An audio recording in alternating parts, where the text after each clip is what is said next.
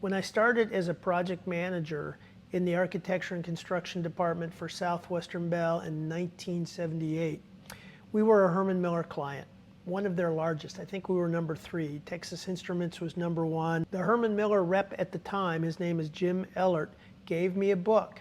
It's called A Facility Based on Change. When I read through the book, the timing couldn't have been better. It was explaining all of the changes culturally that we were going through at Southwestern Bell.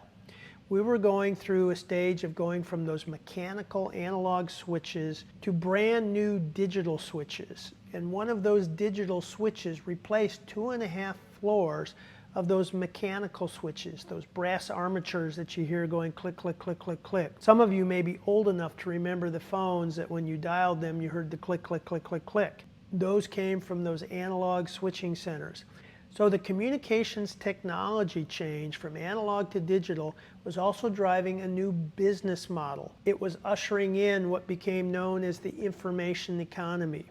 And in order to adapt to this information economy and the information flow, we were moving from management offices and private offices and staff in what was called bullpens, open desks, into a cubicle environment.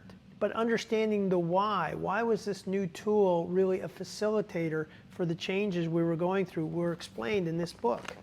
And you can see that I've marked it up. One of the important concepts is the 8 criteria for addressing flexible environments or facilities based on change. So pulling this book back out is very prescient in this time. The criteria still apply. Now the context is very different, but the disruption of change is still the same, and the criteria is design criteria.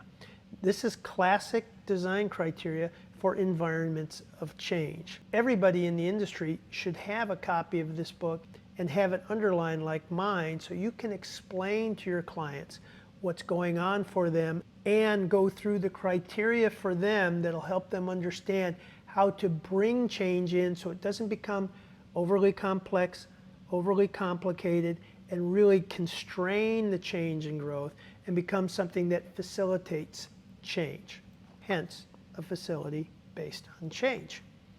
So getting this book is a little pricey. You go onto Amazon, and I think the copies are anywhere from $115 up to $420.